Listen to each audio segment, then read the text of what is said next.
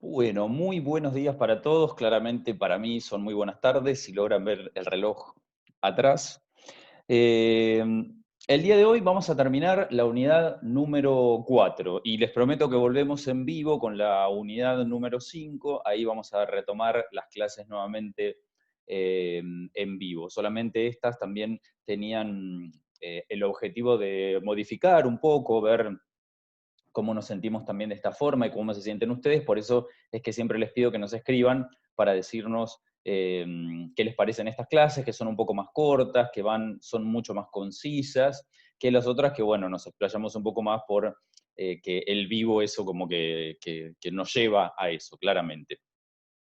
La clase del día de hoy es la clase número 19, si no recuerdo mal, y es una clase que tiene como base el texto de Castel, ¿sí? Que lo tenía por aquí, si mal no recuerdo exactamente.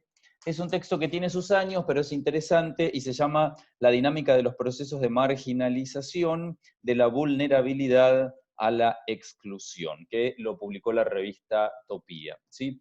Es un texto que lo voy a vincular un poco porque es un texto corto, algunas de las cuestiones que nosotros vinimos trabajando, por eso la clase va a ser de pobreza, exclusión y vulnerabilidad, o pobreza, vulnerabilidad y exclusión, junto con la marginalidad. Vamos a retomar algunas cuestiones a modo de repaso y vamos a centrarnos, ¿sí?, en lo que significa la clase de hoy, que es el texto de Castel. Bien, les voy a compartir pantalla, espero que no me pase lo de ayer, que al final después lo vi y no pasó absolutamente nada, solamente se me había cortado a mí. Otra cosa que les pido también de la clase de ayer es perdón que me olvidé de ponerme el micrófono y se siente como un ruido extraño por atrás.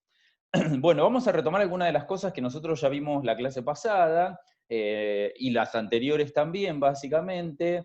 En cuanto a que históricamente el estudio científico de la pobreza se remonta más o menos a comienzos del siglo XX, ya habíamos dicho esto de que Atkinson en el año 1897 señala que para esa fecha se habían realizado algunas estimaciones de pobreza, pero no mucho más, y recién va a ser Bott, que es el segundo que tenemos escrito, quien entre 1892 y 1897 combina un poco la observación con un intento sistemático de medir la pobreza, elaborando lo que fue el primer mapa de la pobreza en Londres. Y por último, ya entrado el siglo XX, ahora sí, en el año 1901, Rowntree es el primero que realiza un estudio para medir la pobreza en la ciudad de York, y la característica que tenía, por eso este es como el que se toma como primero, es que utilizó para hacer un estándar de pobreza los requerimientos nutricionales, algo que nosotros trabajamos ya eh, bastante, ¿sí? En términos generales, el PNUD, que es el programa, perdón, de Naciones Unidas para el Desarrollo, decía en términos generales que la pobreza se refiere a la incapacidad de las personas de vivir una vida tolerable. Esto es lo que habíamos dicho, qué significa una vida tolerable, y ahí entran en juego cuestiones como calidad de vida, nivel de vida, deseos, necesidades y algunas otras cuestiones que nosotros ya vinimos trabajando.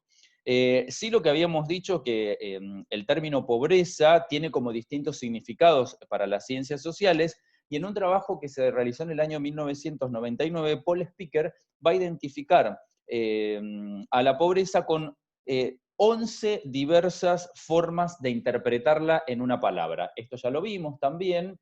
Esas palabras eran necesidad, estándar de vida, insuficiencia de recursos, carencia de seguridad básica, falta de titularidades, privación múltiple, exclusión, desigualdad, clase, dependencia y padecimientos inaceptables. Bueno, estas fueron cosas que nosotros vimos, que ya trabajamos, y de ahí dimos cuenta en pensar que los estudios de la pobreza entonces tenían en cuenta, por un lado, la necesidad y por el otro lado, el estándar de vida, dando lugar a una serie de indicadores que se utilizan en nuestro país para medir la pobreza. En ese caso, los indicadores que nosotros trabajamos en la teoría la semana pasada y que también pudieron trabajar en el práctico con Germán también la semana pasada, fueron las necesidades básicas insatisfechas y la línea de pobreza.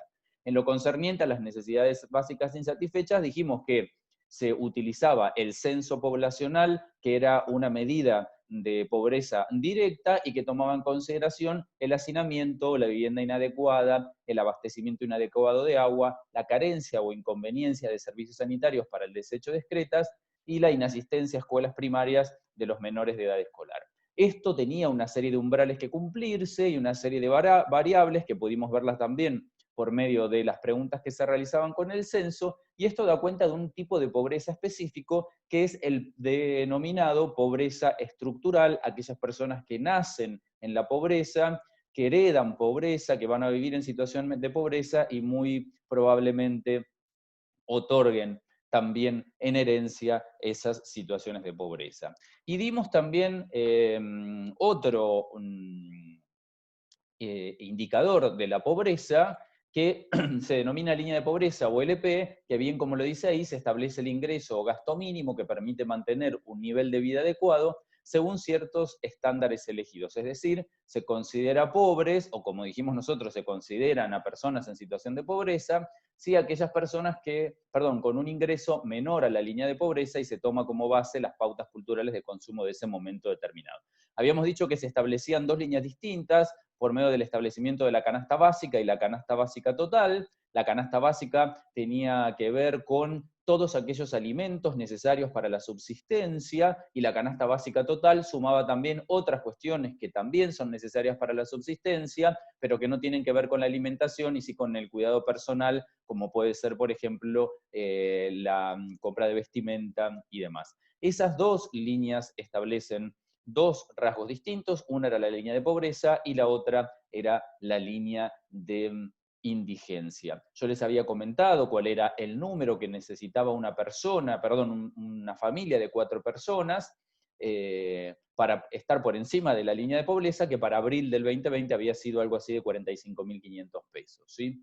Estar por encima de la línea de pobreza me saca de esa situación de convivir en la pobreza. Estos nuevos pobres, como se los denominó en la década del 90, fueron aquellas personas que, por medio de las consecuencias de las medidas neoliberales, han caído en la pobreza y comparten más la contingencia de lo cotidiano con el resto de los pobres, de la pobreza estructural, pero estos nuevos pobres, como se los llamó, les decía yo, es posible que tengan un nivel educativo incluso alto, que posean su propia casa, que hayan tenido auto, etcétera, etcétera. Esto como para ver un poco lo que nosotros veníamos viendo hasta ese momento. Y habíamos establecido también un cuadro, que es un cuadro que yo les decía que era medio difícil de comprender, que no sé si lo habrán comprendido porque por lo menos no me dijeron nada, y era que aquellas personas que tengan, dice, sin necesidades básicas insatisfechas, es decir, tienen las necesidades básicas insatisfechas y tienen un ingreso menor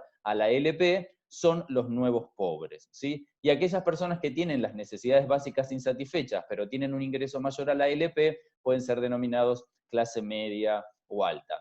Aquellas personas con necesidades básicas insatisfechas son los pobres estructurales, mientras que aquellas personas que tienen las necesidades básicas insatisfechas y un mayor ingreso a la LP, se lo considera clase media baja. Lo voy a repetir porque creo que lo dije mal, porque esto, yo les dije, el cuadro es complejo. Digo, sin necesidades básicas insatisfechas, ¿sí? Quiere decir que las necesidades básicas están satisfechas, por eso dice sin. Recién lo dije mal, si no creo. Después ustedes vayan para atrás y digan, sin necesidades básicas insatisfechas, es decir, que estas necesidades están satisfechas y tienen un ingreso menor a la LP, se los denomina nuevos pobres.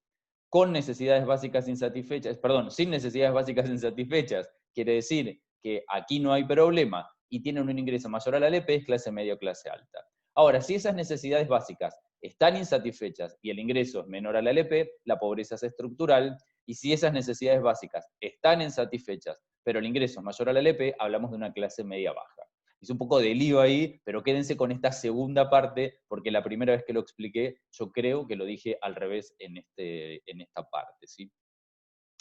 Ahora, el tema central es que todo lo que hemos visto nosotros con estos indicadores y demás, pareciera que nos lleva a algo que es contar pobres, ¿no? Que parece que contar pobres es una operación indispensable, aunque no sea por lo menos por razones administrativas, ¿sí? Y lo que da cuenta de ese contar pobres es de la heterogeneidad que demuestra la pobreza y a su vez las cuestiones que se toman en cuenta, que son sobre todo económicas, eh, tienen como conclusión de que esa información no es suficiente como para decidir realmente qué significa estar en situación de pobreza. Por eso, en este sentido, es que interviene el texto de Castel, en donde él va a plantear una hipótesis para interpretar a aquellas personas que son expulsadas o que han sido excluidas de los circuitos ordinarios de intercambio social, ¿sí? Él propone, básicamente, estos son los marginales, ¿no? Básicamente así lo denomina, la marginalidad, pero él va a proponer que la marginalidad es un proceso, ¿sí?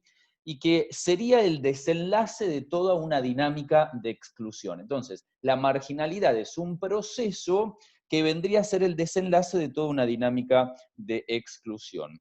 La marginalidad va a estar siempre ligada a la indigencia económica, pero claramente no alcanza solo con esta situación de la indigencia económica para poder explicarla. ¿Por qué? Porque existen diversos tipos de pobreza en general que no traen algún inconveniente. Y por eso se habla de esa heterogeneidad de la pobreza que yo les decía, y se habla de una pobreza integrada, de una indigencia integrada y de los marginados. Esa pobreza integrada, dice Castel, es la que está relacionada a las personas que no tienen recursos o que tienen muy pocos recursos y ante algún mínimo cambio de la cuestión económica o social tienen muchos problemas y encima sobre ellos no recaen políticas sociales. Son los pobres como que no traen problemas, para decirlo de una manera muy fea, ¿sí? Por eso se lo denomina pobreza integrada.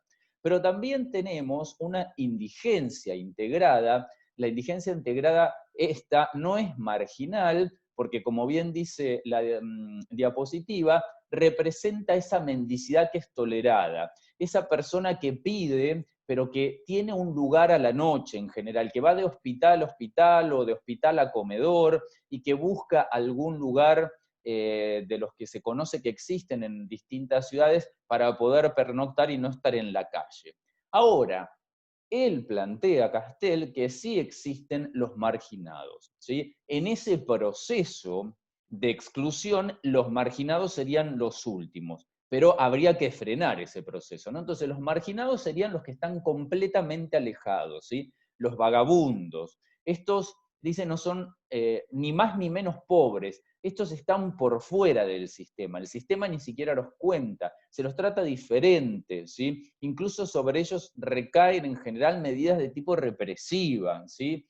Eh, Pueden causar una especie de rechazo por parte del resto de la sociedad. Entonces, ¿cómo se llega a esta marginalidad? Dice, esta marginalidad, va a decir él, representa el fin de un doble proceso, ¿sí? Ese doble proceso tiene que ver, por un lado, aquellas personas que se desenganchan de las relaciones de trabajo y aquellas personas que se desenganchan también de la relación que hay en cuanto a la inserción social. ¿Qué sería esto? Esa marginalidad representa el fin cuando me quedo sin trabajo y me quedo sin ningún tipo de ingreso, pero a su vez cuando también me quedo sin ningún tipo de relación social, no estoy inserto en la sociedad, estoy solo, sin trabajo, no hablo con nadie, recluido. Por eso esta marginalidad representa el fin de un doble proceso, como dice la diapositiva, de desenganche en relación al trabajo y de desenganche en relación a la inserción social. Y si a estos dos ejes, y estos dos ejes en general lo que van a hacer es generar tres valores. Y vamos a trabajar con estos tres valores a partir de ahora. Personas que están entre lo que significa el trabajo estable y el trabajo precario, ¿sí? Por eso es que habla de la generación de tres valores combinando esos dos ejes de arriba, ¿sí?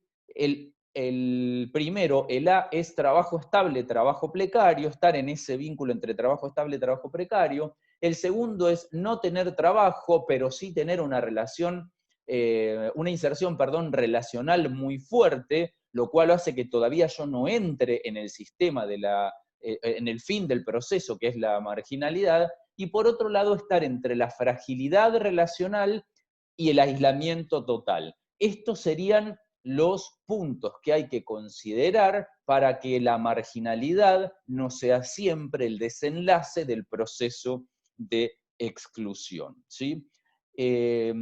Por eso, si nosotros acoplamos acoplamos de a dos estos ejes, lo que vamos a obtener son tres zonas, que son la zona de integración, la zona de vulnerabilidad y la zona de desafiliación. ¿Qué significa cada una de estas zonas? Bien, Castel lo explica muy sencillamente. Él dice que la zona de desafiliación ya sabemos dónde está el fin del proceso, ¿no? Ahí vamos a encontrar a los marginados, pero la idea central sería no llegar a esa zona, es decir, intentar que las personas, la mayoría se encuentren en la zona de integración o en la zona de vulnerabilidad sin visitar la última zona. Pero vamos a explicar un poco qué es lo que dice de cada una de esas zonas. La zona de integración claramente es la zona que está compuesta por personas que tienen empleos seguros, son personas que están insertas en fuertes relaciones sociales de dependencia y en general se plantean como personas en situación de pobreza, pero que no generan un problema, a no ser que pierdan sus trabajos, se desenganchen de la zona de integración y pasen a formar parte de la otra zona, es que caigan a la zona de vulnerabilidad. Esa zona de vulnerabilidad es una zona que está caracterizada por trabajadores independientes, son personas que por lo general no poseen ningún tipo de reservas económicas, son los que conocemos como asalariadas o asalariados precarios o precarias, no poseen ningún tipo de beneficio, son personas contratadas, personas que trabajan a destajo, personas que trabajan por jornadas, que nunca tienen una constancia en el trabajo, son consideradas personas inestables de forma crónica, y estas personas son una problemática a la hora de establecer estas zonas de Castel, porque con frecuencia suelen visitar la zona número 3, que es básicamente la zona de desafiliación.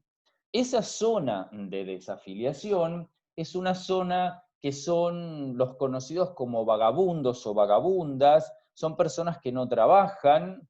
Esto es toda la teoría de Castel, ¿sí? Que quede bien en claro, son personas que no trabajan, pero que podrían hacerlo porque se encuentran en la edad de realizar lo que nosotros denominamos en otro momento población económicamente activa o PEA, no son discapacitados tampoco, pero ¿qué les pasó? Se han desvinculado de los soportes relacionales. Y ese es un problema, se han convertido en errantes, ¿sí? Son personas que en general son rechazadas en todos ellos, y como son rechazadas en general por la sociedad, y como yo les decía, ellos en general también atraviesan por medidas muy represivas. Castel marca una cuarta zona que yo no se las puse en la diapositiva, que es la zona de asistencia. Esa zona de asistencia es la zona de la indigencia inválida, a ellos se los protege, básicamente.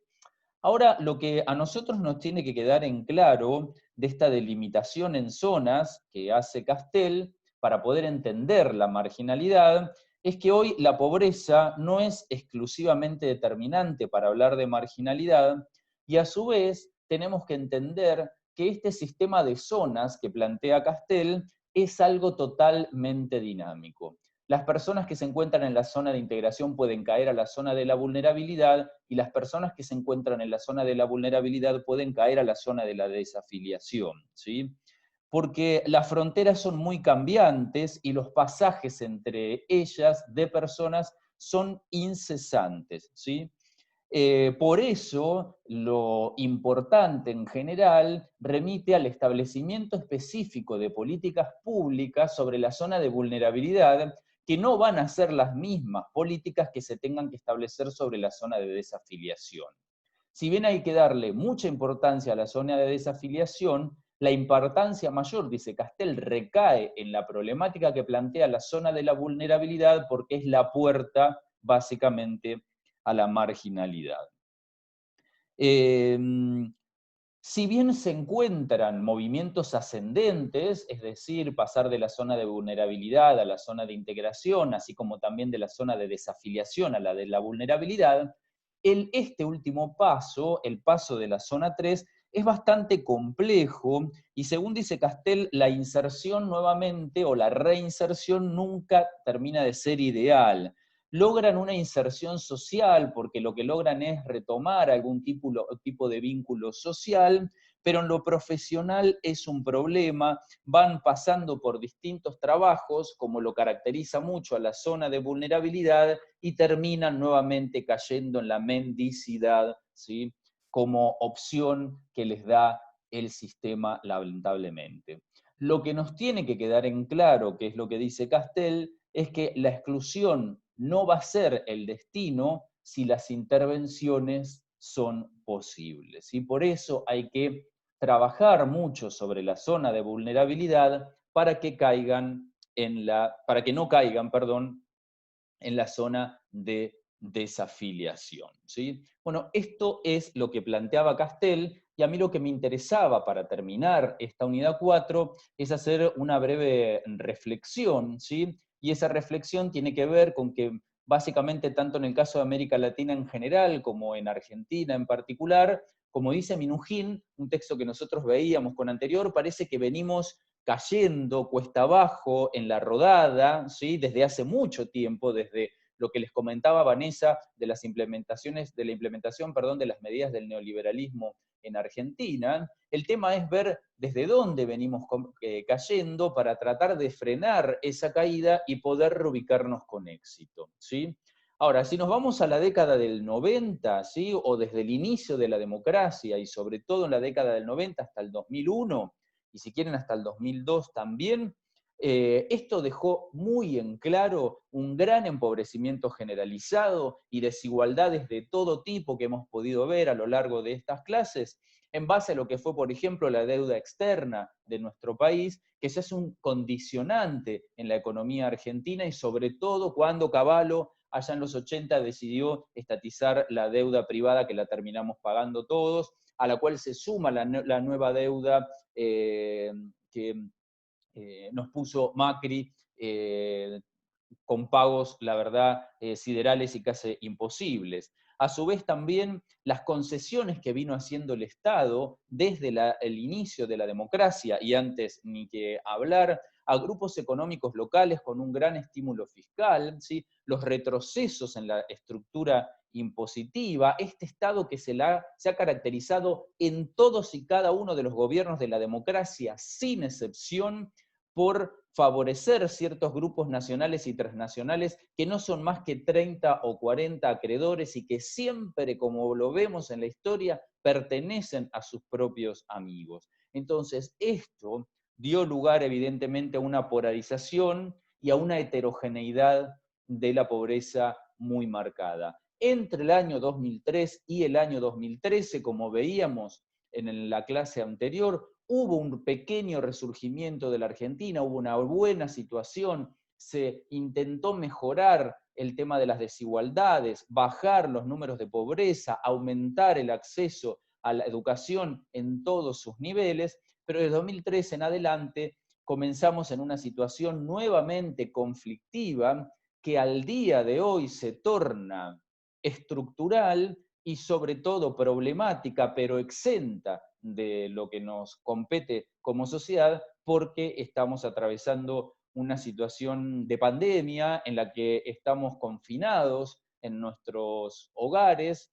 Claramente yo estoy grabando esto desde mi casa y ustedes lo están viendo desde las suyas, por eso va a ser muy difícil cómo explicar esta etapa en lo que respecta a cuestiones de la caída del ingreso, por ejemplo, o el aumento de la pobreza, que nadie tiene dudas que va a ocurrir durante el año 2020 y que se relaciona directamente con las medidas que se están tomando para poder atravesar una crisis planetaria y para atravesar sobre todo una situación de la cual no tenemos mucha información, tanto en Argentina como en el resto del mundo, y todos estamos haciendo lo que podemos y colaborando para que esto mejore. Con esto damos por culminado la unidad número 4 desde el punto de vista de la teoría. Recuerden que pasado mañana, el día jueves, van a tener el práctico número 9 y los voy a volver a ver en vivo cuando comencemos con la unidad número 5, que vamos a trabajar sociología y conflicto, vamos a retomar cuestiones de la unidad número 1 y vamos a especificar como ejemplo el tema de la guerra. Ahora que me estoy acordando, seguramente los vea también para el repaso general, ¿sí? No me acuerdo si me toca a mí o le toca al resto de los chicos el repaso general. Les agradezco nuevamente que vean estos videos grabados, que son otra opción. Tuvimos muchísimos videos en vivo y ahora algunos grabados, y ahora vamos a volver a los vivos. Cualquier consulta, como les digo siempre, la pueden hacer a través del mail, a través de Moodle. Como verán, yo contesto siempre enseguida, más allá de que mi horario de consulta sea los miércoles entre las 9 y las 13 horas. Les vuelvo a reiterar de que por favor en las dudas que tengan sean bastante concisos si es por mail, y si lo necesitan, hagamos una reunión con más gente, ¿sí? Para que las preguntas no sean de a uno y que todos podamos escuchar las respuestas y las preguntas, ¿sí? Vuelvo a agradecerles que nos sigan, que nos tengan esta paciencia en estos tiempos virtuales que nos toca vivir, tan nuevos para ustedes como para nosotros en el ámbito de la educación, claramente algo a lo que ustedes están mucho más acostumbrados que nosotros con el manejo de las nuevas tecnologías, ¿sí? Les agradezco mucho y nos vemos pronto. Mientras tanto, no olviden que el jueves tienen práctica.